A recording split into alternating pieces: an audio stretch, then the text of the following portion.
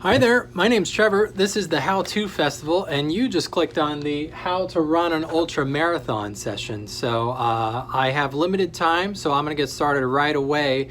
First of all, disclaimers and disclosures. I'm not a coach, I'm not a doctor. You should seek a physician before you try any strenuous exercise. You might also consider, if you're going to be out on trails, learning how to read a map and use a compass, because you don't want to get lost. Always remember, when we're out on the trails here in San Diego or really anywhere, we want to leave no trace. So we don't throw wrappers or even leave behind orange peels when we get out into nature. Lastly, I am not a great ultra runner. I'm just some guy, so take everything I have to say today with a grain of salt. I'll have a few citations for you, I think, in the links below. But ultimately, just know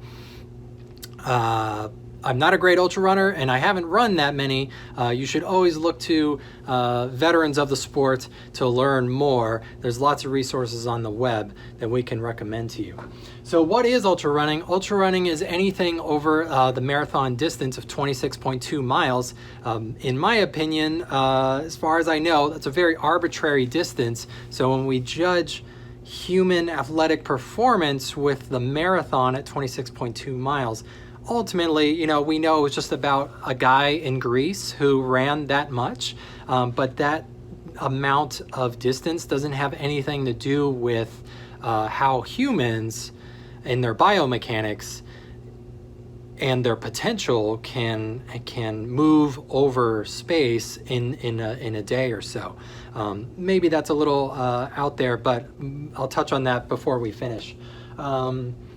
Just know that ultra running, it is more popular than ever. It's actually increased by 1,676% in the last 23 years, from about 34,000 people, participants, to 600,000 yearly participants. So it is growing. I think, especially in the last decade or so, you've seen a lot of people looking for a new challenge. But if you're one of the new runners, as a result of like the quarantine and COVID-19, needing to get out of the house and get some exercise, just know that there isn't anything necessarily that makes you need to run a 5K, then a 10K, then a half marathon, then a marathon, and then finally ultra. Ultra, if anything, sometimes we're all much slower than people who sprint 5Ks. We just enjoy jogging and hiking quite a bit. And so if you're one of those, you may consider making the switch to trail and ultra, as it's very community-based, very positive atmosphere where we're all just encouraging each other on, like in road races for the most part. But you have a lot of time to move through the day. And I'll try to touch on this. And at the same time, ultra running is a very small sport. In fact, all the participants in like 2017, when you add them all up, it's just like the first 4 big marathons in the US, New York City, Chicago, Boston, Marine Corps. So way more people still run marathons.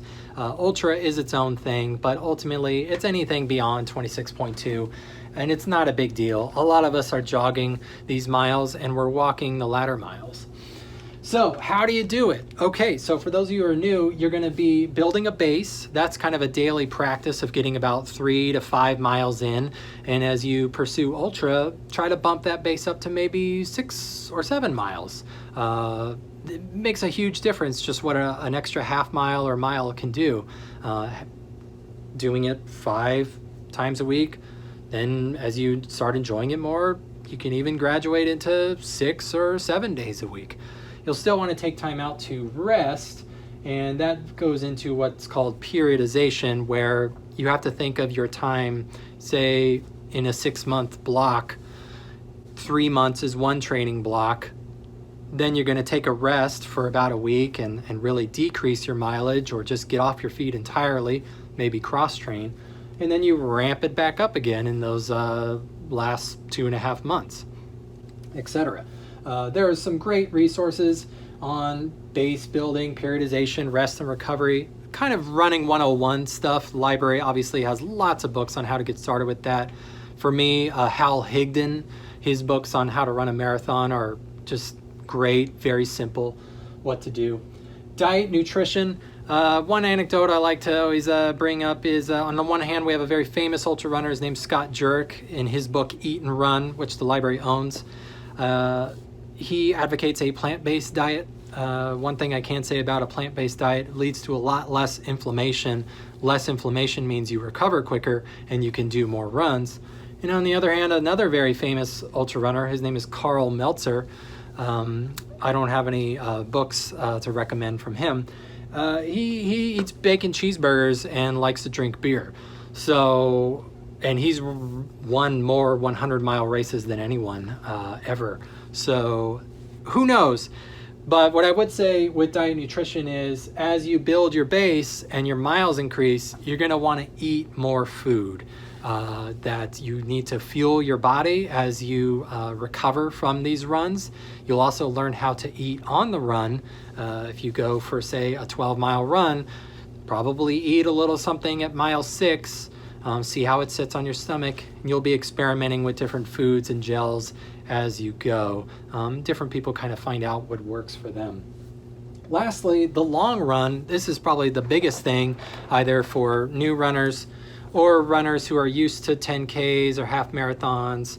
The long run is a couple times every month, maybe even every weekend, up to you.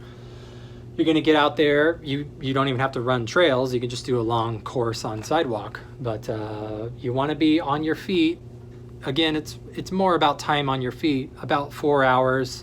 Really begin that mental training on how to be out there for a long time.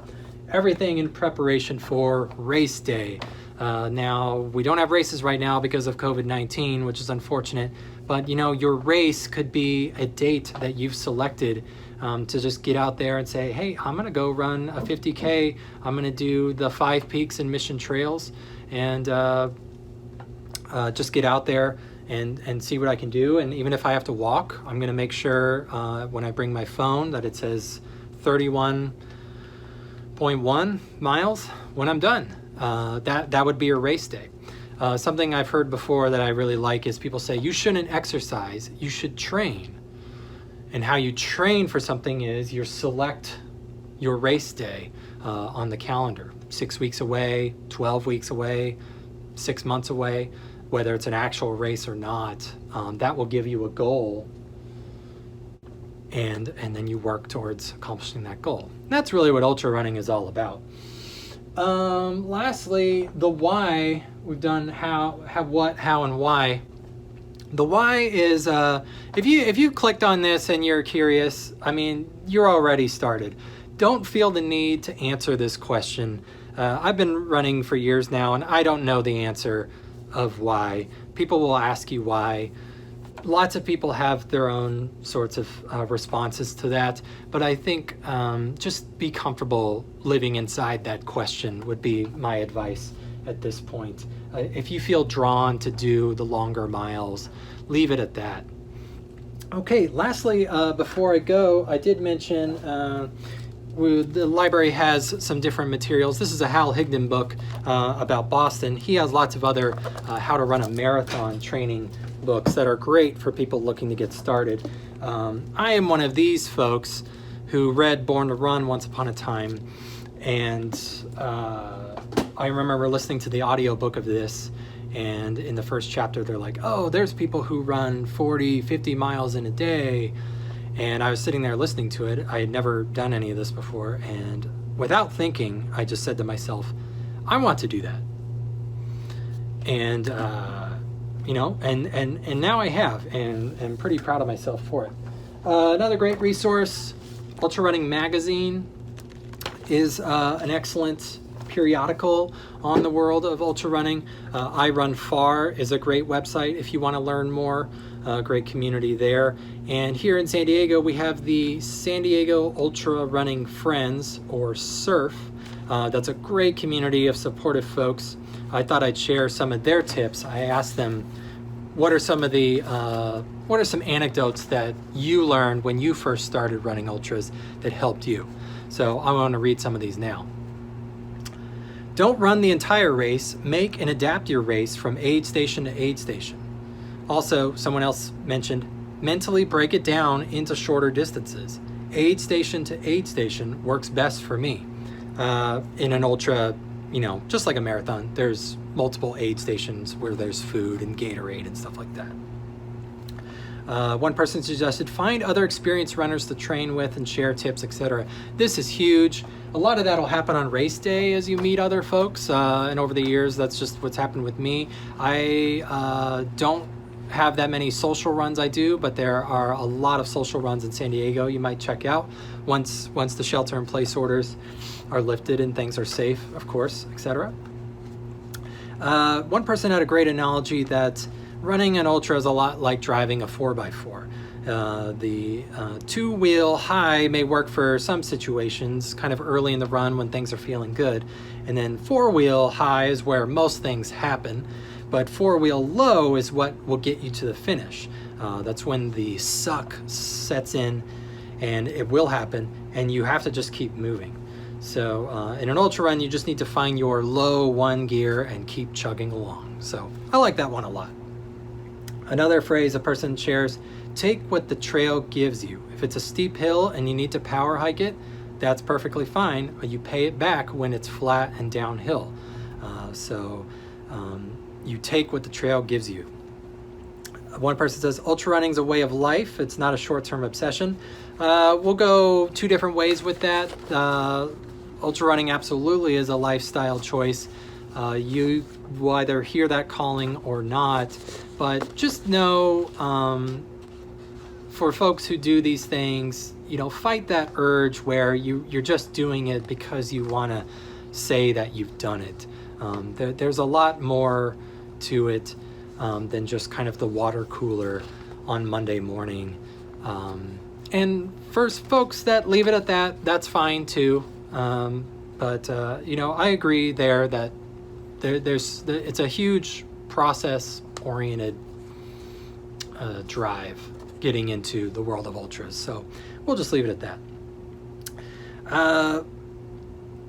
Whether you're feeling good or bad, smile and know that it won't last. It's about mental fitness as well as physical fitness. Long solo runs train you to overcome perceived discomfort, solve problems on the fly, and be comfortable in your own head. Find comfort in the discomfort. Know you will have lows and work through them because when the highs come, they'll feel good and you'll appreciate them more.